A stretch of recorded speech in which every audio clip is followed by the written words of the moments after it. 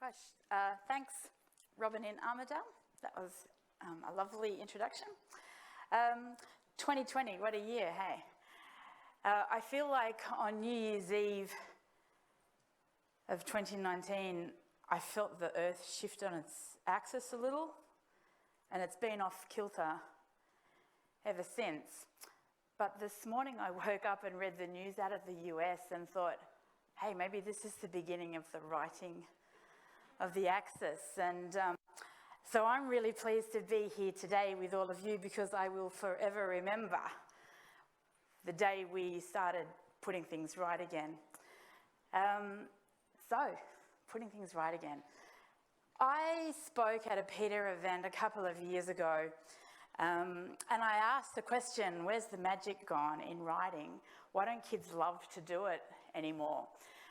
So today is a bit of a continuation of that, but maybe I am aiming to get to an answer of how we might bring the magic back again.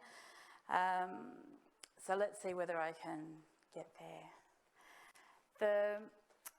I've called it The Power and the Passion, which of course I realise now is the lyrics of a Midnight Oil song.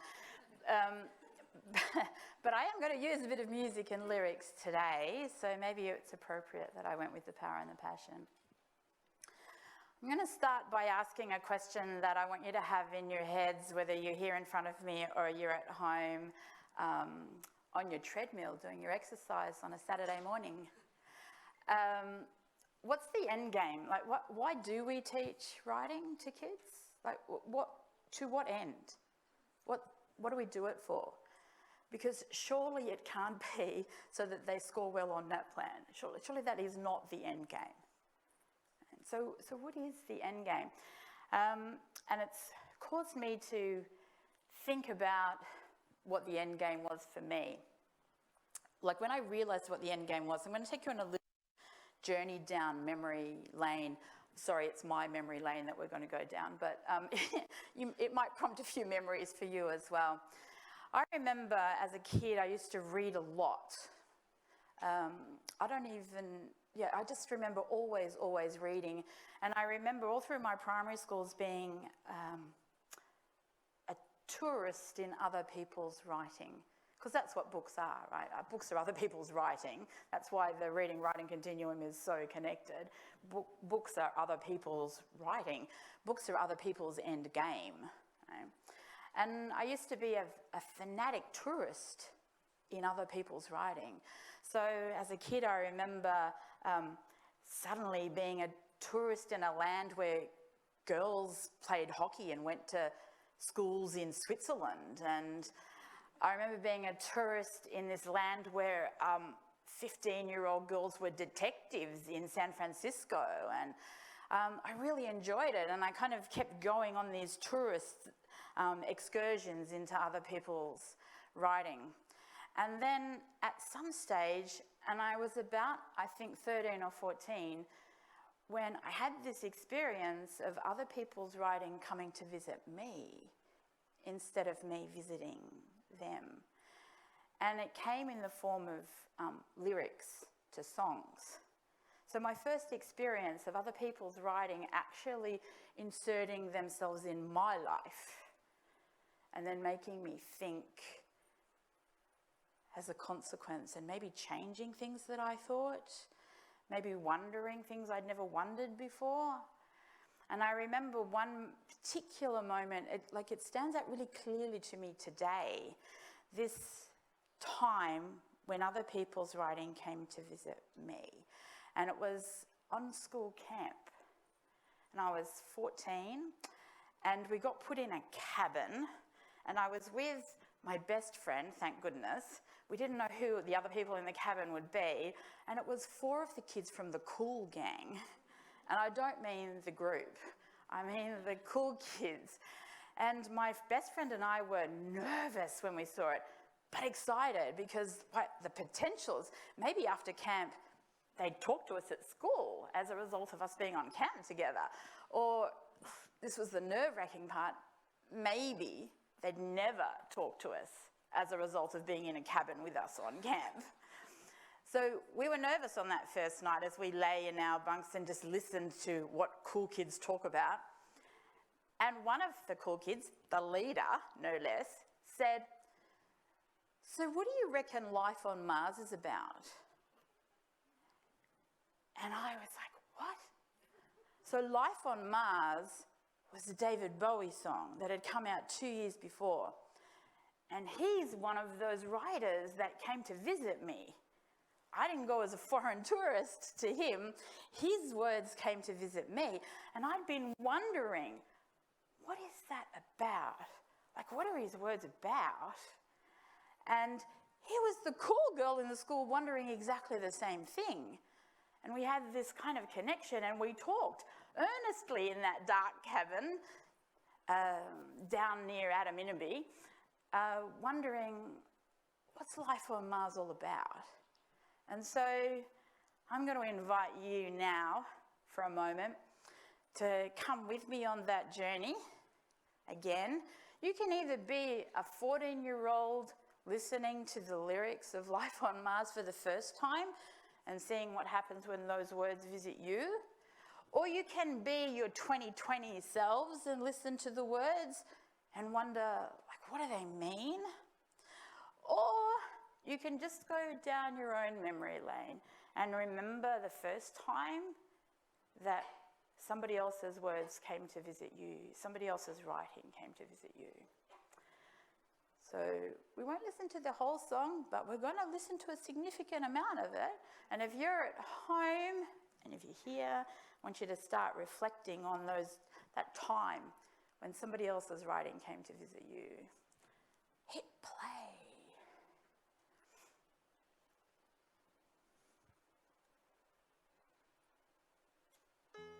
So I'm just going to give you 30 seconds, a minute to talk to somebody near you, either about that or about the time that you remember when you weren't a foreign tourist in somebody else's writing, but somebody else's writing came to visit you. Go for it. And if you're at home, you can write some stuff in Slido and we can have a look at it after.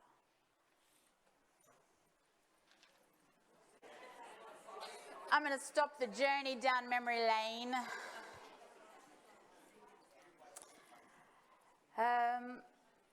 Other people's writing, which is what reading's all about, right? Other people's writing. And it seems that during lockdown, other people's writing has been really important to us. In that first lockdown in March and April, where the whole world closed down, the statistics tell us that we were reading more than ever before.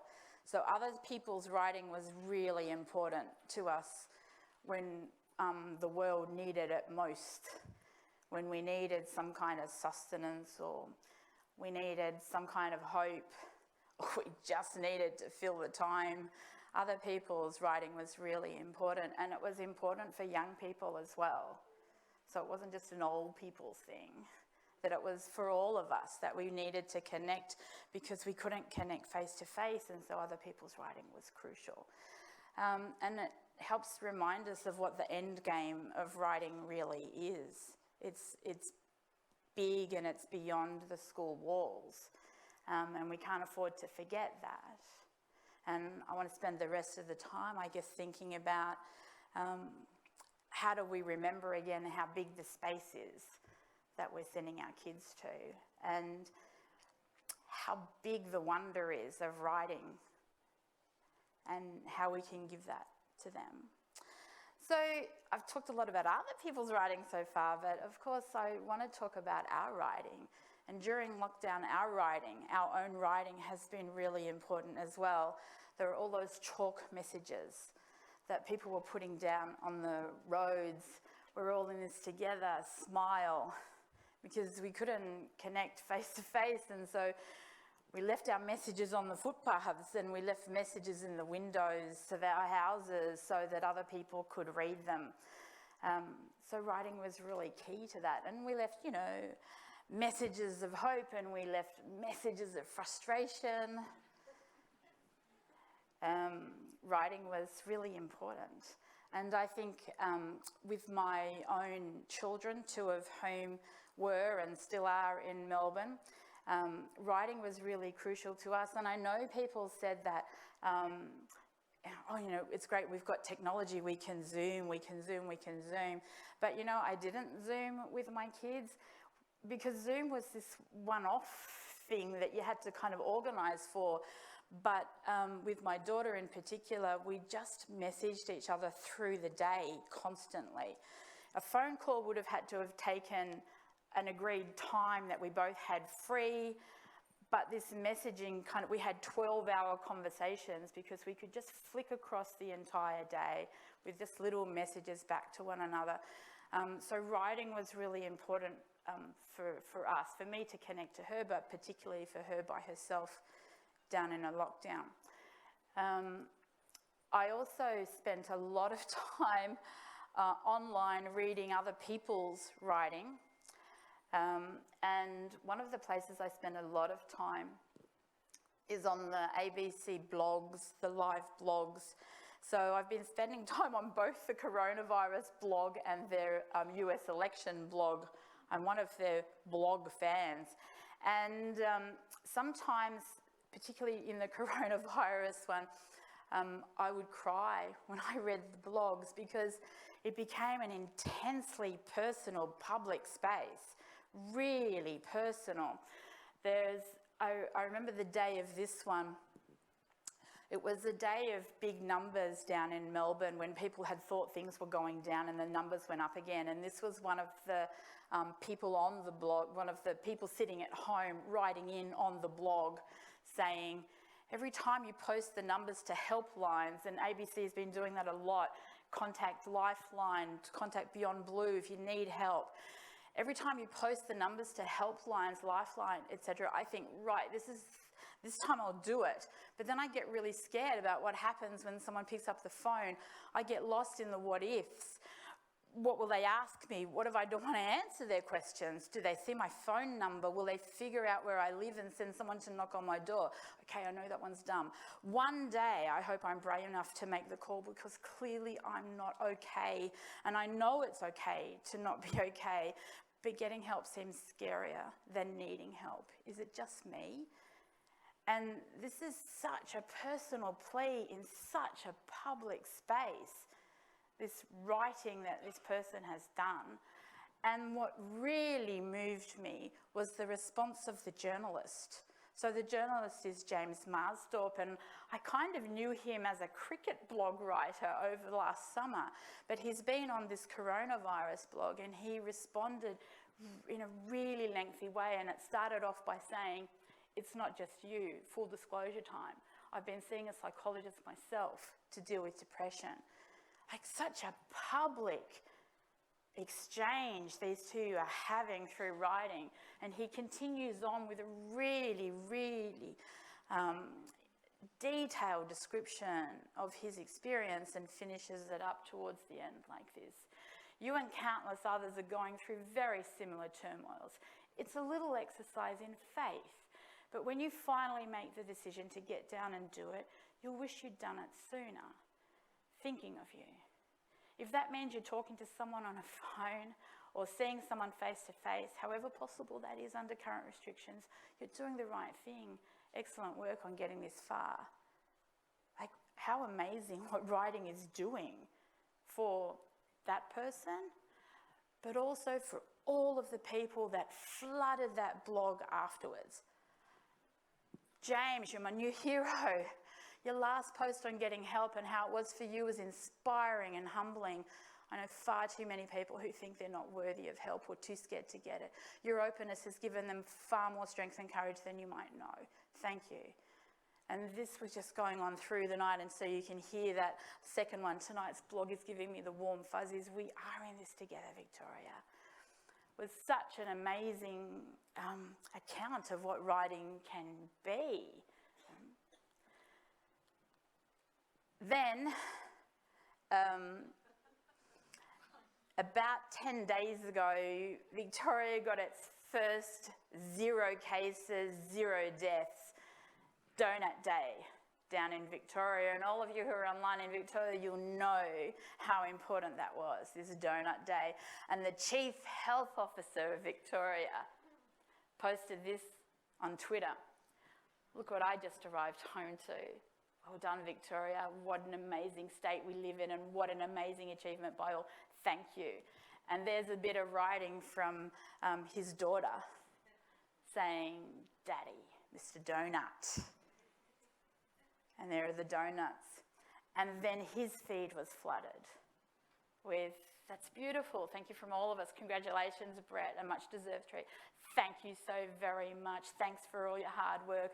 I've never felt particularly Victorian, not growing up here, but now I do. I feel so proud of us. And so writing had become this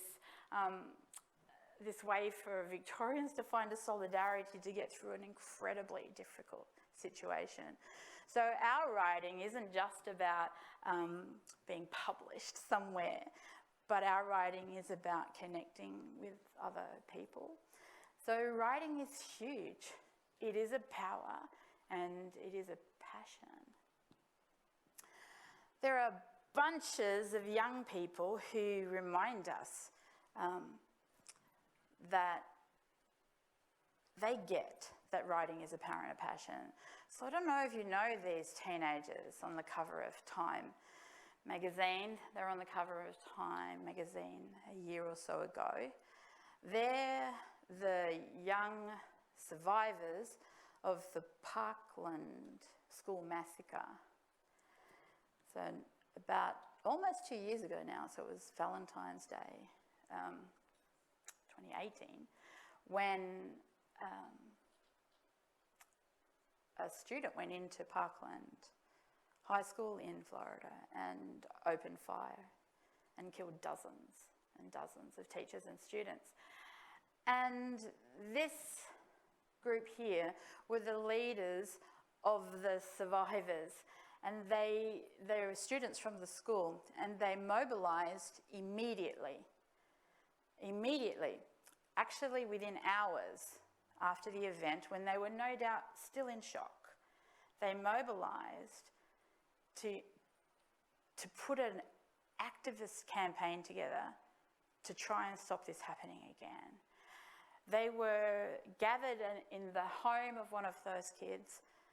They gathered the others around them. They were messaging each other. More and more kids gathered in that home, whilst these 16, 17-year-olds at the time, came up with a plan to do something so that this would never happen again.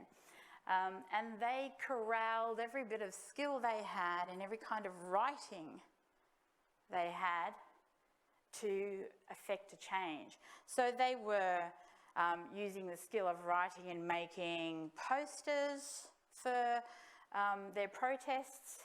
That's a particular skill, writing pithy, message-laden posters in 6 words that people get and understand.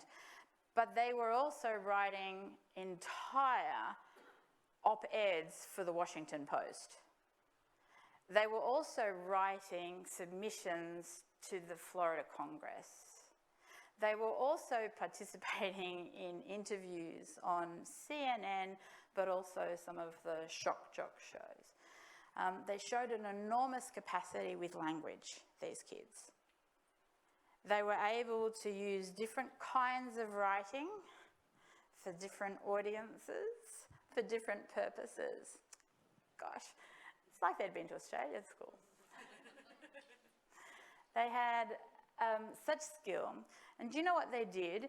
In a country where nobody can affect a change in gun law, Barack Obama, for 8 years as president, could not get a change in gun law. They managed to at least change, in Florida, the background checks on guns. So there they were, 16-year-olds, making a massive change, a change that nobody else had been able to make, a massive policy and systemic change in Florida. So, definitely, some kids know that writing's important. Some kids know what the end game is, and the end game isn't whether you get an A on the essay. And some kids know that. Here are some other kids that know that. So Greta and Malala know the power of words and the power of writing. And Greta, who gave her angry "how dare you" speech at the United Nations, was ridiculed for that speech by the then President of the United States, Mr. Trump. He ridiculed her in writing, which is no mean feat for Donald Trump to ridicule in writing. When he said this, "So ridiculous. Greta must work on her anger management problem. Then go to a good old-fashioned movie with a friend. Chill, Greta, chill." And then last night, Greta Thunberg tweeted, "So ridiculous. Donald must work on his anger management problem and then go to a good old-fashioned movie with a friend. Chill, Donald, chill." Greta knows the power of writing, and that the writing has all sorts of forms.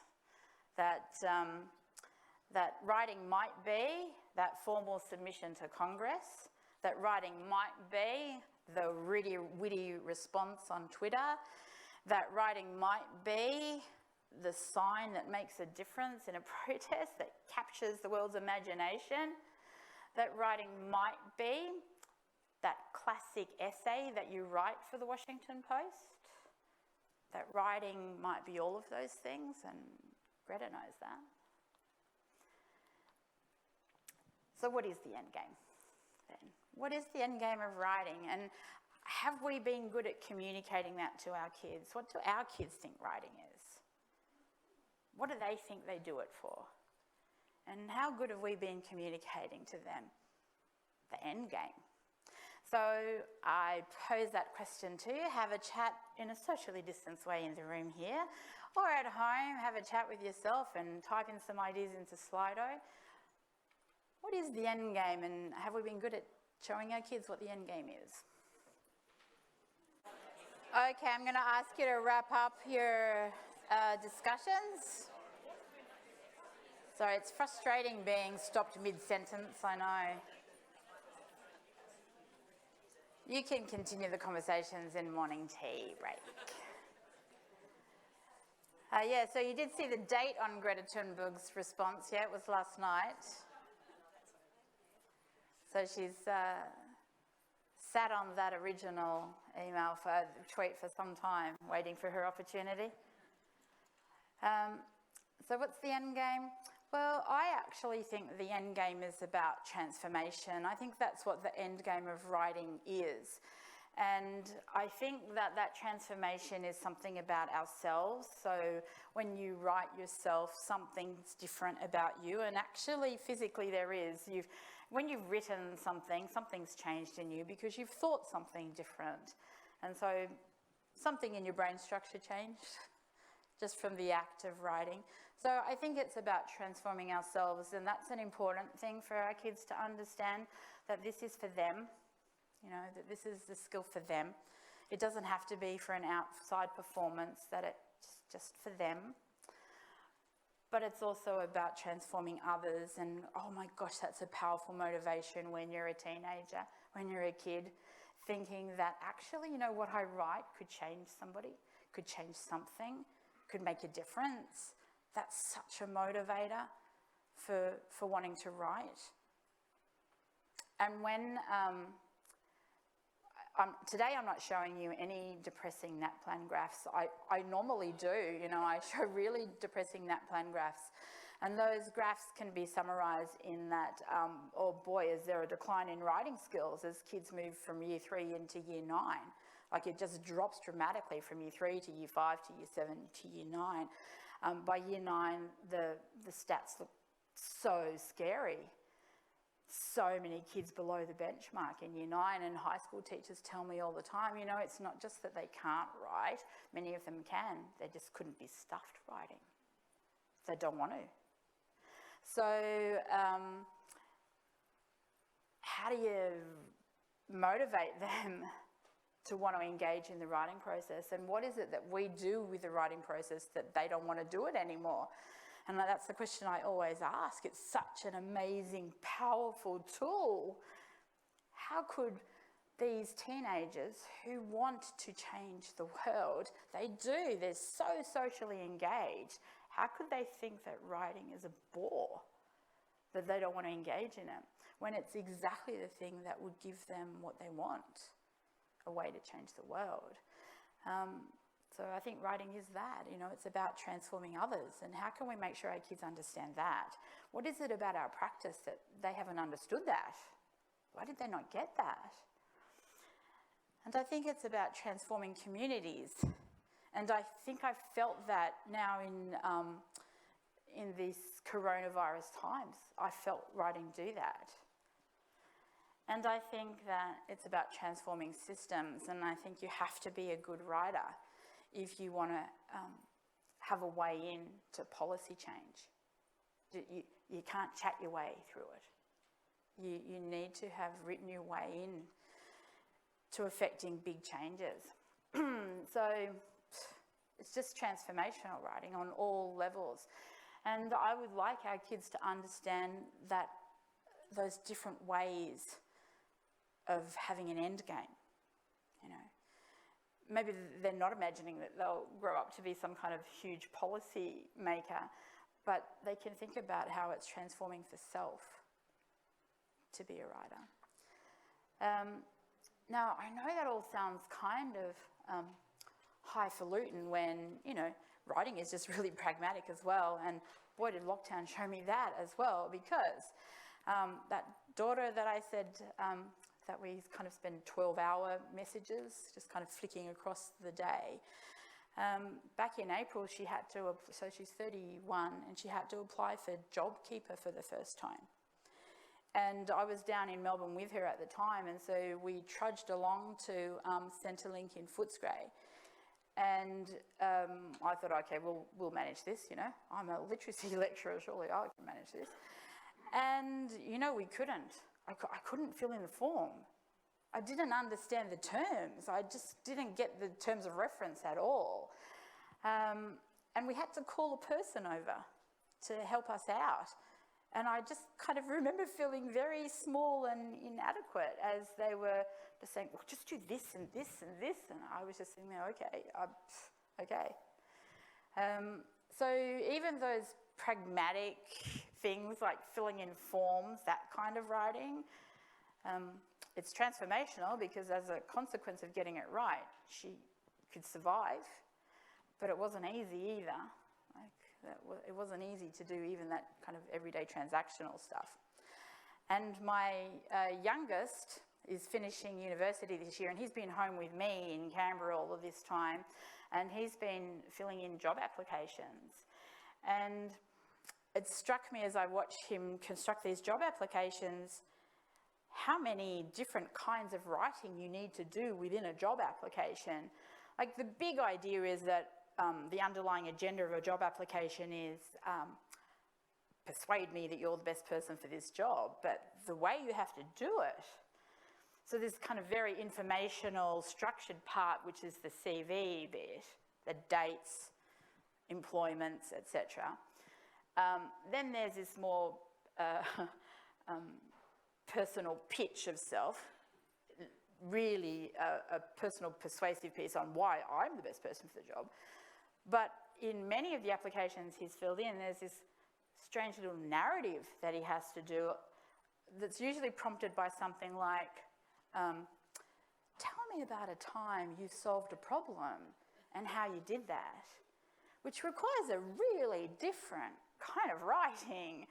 So just those everyday kind of pragmatic, transactional pieces of writing are complex as well, and they are transformational because my son writing those job applications, is seeking to transform others as a consequence of his writing.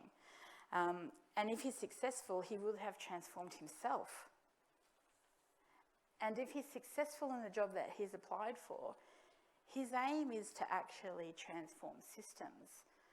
This is what this 21-year-old wants to do. He wants to change the way things work in Australia.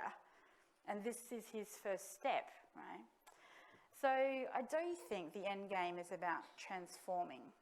And I do think if we could reset the way we think about how we teach writing, so that the end game is always there for the kids, that it isn't a secret that gets kept from them, also that it isn't only the clever ones who do their HSC in advanced English, or their VCE in advanced English, or whatever it is in your state in those final year 11 and 12, when kind of all you've got left are the ones who really found their own way there.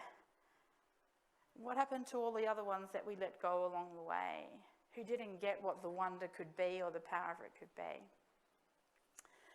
So, a power and a passion. So we summed up all of it. Definitely, you need a will to write. And those high school teachers are telling me, yeah, no, the kids have got no will to write. That's why they don't write. And so many have said it to me that I accept that there's a truth in that. But I've also read a lot of Year 9 writing, and I know it's not just about wanting to write. They lack skill. They really do. So I don't think it's just a matter of, can we just get them wanting to write? Can we re-engage them back? I think that's crucial. But that alone won't be enough. They definitely need the skills. Because it's not just lack of engagement. When I read those Year 9 scripts, for example, in that plan, I can see that there's a lack of skill as well. So it is about will and skill, and it's certainly about thrill. And I don't know when our kids feel thrilled about writing, either about the prospect of it or about what they've created. And I wish they could have that thrill. I wish they could have it more often. And it's really hard to get a thrill when you've just been given the same topic for the 14th time in your school career of why we should or shouldn't wear school uniforms. Because you wrote that in Year 2 and Year 3 and Year 4. Your skill didn't grow because actually your Year 2 teacher gave you the same template that your Year 7 teacher's giving you. Like, it's the same one. It says, state your position. And then it says, give us your first argument. And then sometimes they're told, use a teal or a peel or a Texas to do that first paragraph. And they've been told that for years, and it's really hard to be thrilled with your writing. But I'm going to say, neither did it give them the skill. Giving them the skeleton to write to did not give them the guts of writing. It didn't help them flesh out the skeleton. It didn't put any organs in there. It didn't put any flesh on the bones. And that's, I think, what's missing when we try to give our kids skills. Very often, we just gave them the skeleton. So we want to revisit what skill looks like. What does skill look like in writing? And we don't want to do it by itself. We want to look at what does skill look like in writing so that our kids still want to write and so that they're thrilled with the prospect, the process, and the product. What would that look like? I think that would get us to the end game. So if we take away the will, and we take away the thrill, and we just start with the skill, then I think we've taken the wrong route. But it's the kind of thing I see all the time in schools. And I get why it's very well-meaning to say, well, the kids don't have the skills, the kids don't have the skills. Let's give them the skills, let's give them the skills. And once they've got the skills, then the thrill will come. Wow, that's deferred kind of gratification. For many kids, that gratification won't come until year 11 and 12, when their teachers start to say, oh, this is thrilling, this work that we're doing. Super excited by the work they're doing with their kids. Oh, how many kids did we lose along the way? So we want that thrill to be there from the beginning, and we want the will to be there from the beginning. So I'm going to show you a couple of examples of writing, and my thanks to Annalise Pittman, here, a teacher here in Sydney, in Western Sydney, and my thanks particularly to one of her students who's agreed to share her writing with us. So this is this is year 8 writing, and this is the student, and she definitely has a will, right? She really, really wants to communicate something. She's a young Indigenous girl. She wants to say something important, something important to her. And she says this: the people of the bush became slaves, ordered by people of the faraway lands. They were discovered and sent to death. The bush people, who are these people? They are the Aboriginal people who became and were born on Australian soil. So I get her will. Like, I know she wants to communicate something to us. And then Annalise has worked with her class to give her kids skills so that the will and the message is much more effectively communicated. But Annalise has done that skill giving not as a pause on everything that's important to you kids. We're just going to pause that while I do a whole lot of skill stuff with you. She said, let's work with what it is that you want, what you want to say, the messages that you want to say, and I will build your skills along the way. So for all of you thinking about kids in your class who are so far behind, and every teacher tells me the gap that they have in their classrooms, I ask you, do not put the brakes on the will for your kids who are falling behind. Don't say, hold that, I've just got to give you some skill stuff. Because if you do that, the thrill will be gone, as will the will. So what my plea to all teachers is, if you find gaps in your kids' abilities to write, can you fill those gaps while you teach? Can you fill them on the way up? Can you not stop and fill in the gaps? Can you keep teaching up to fill in the gaps? And Annalise has done that wonderfully with her class. So I'm going to show you this young girl's writing after Annalise has been doing this skill work. So her name is Montana La Rosa, which I think is the perfect name for a writer. And this is Montana's writing, poem, Unrecognized. Thriving tree among dead twigs, ash and smoke surround your feet. I'd rather see you in the thriving free grass among the native birdsong. To me, you look like an unrecognized galban, struggling to be seen, beautiful and bright, behind closed doors, trapped, broken, and fighting for life. It's heartbreaking. Thriving tree, you're not in good ways, set in this smoking graze. Oh, elder, why aren't we heard? Now, so that's Montana, and that's Montana. And Annalise has been working with her entire Year 8 class, not setting Montana aside to work specifically with Montana, with her whole class to give them the skills so that they can better communicate their message. And as a consequence, I feel sure that Montana is not only has skills now to communicate her will, but I feel sure that Montana feels a thrill when she reads her writing. Now I want to give you an idea of how Annalise has done this work. It's off a mentor text, and you might recognise the mentor text if you're a secondary school teacher. It's from Municipal Gum, from Ujuru Nunukal. So I'll just give you a chance to have a read of both of those now, so you can see some of the lessons that Annalise helped her students learn from Ujuru. So Ujuru Nunukul has become the expert other in the classroom, even though she's not there, but her words are there.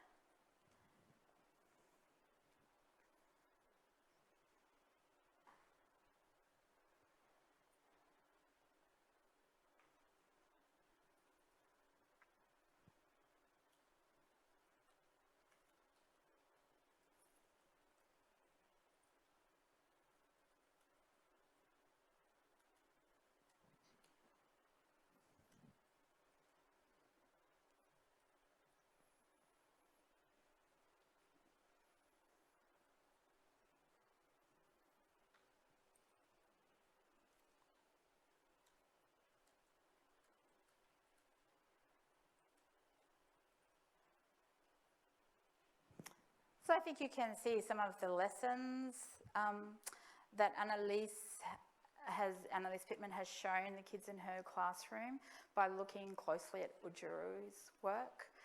And as a consequence, Montana's learnt a lot. So she's learned a lot of skills. Right? She didn't have to go and do a blackline master on writing metaphors. She didn't have to have a little stencil of similes, because Annalise taught metaphor and simile through looking at metaphor and simile doing their work, and they do their work in authentic writing. And Montana and all the other kids in the class learned then what the power of a metaphor is, because so what if you learn that a simile is take two things that share a similar characteristic and put them on either side of like? That is actually not the point of a simile. Like, the point of a simile is to do something for the reader, to somehow communicate a message to the reader. It's not just a mechanical process you go through. So that's Montana. Montana and Annalise aren't the only ones who look to others for inspiration. All artists do.